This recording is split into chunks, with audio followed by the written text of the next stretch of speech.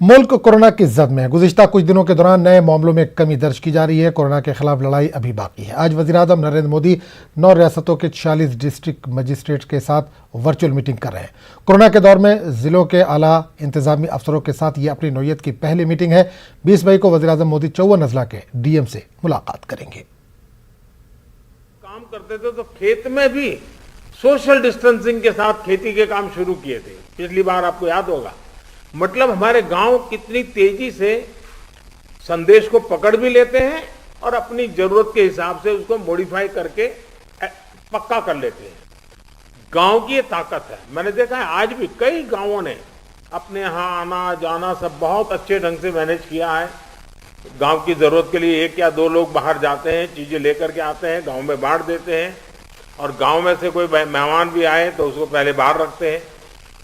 गांव की अपनी एक ताकत होती है, उस ताकत का अपना एक उपयोग होता है।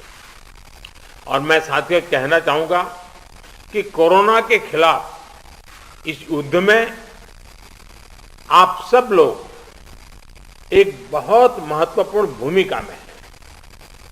आप एक तरह से इस युद्ध के फील्ड कमांडर हैं।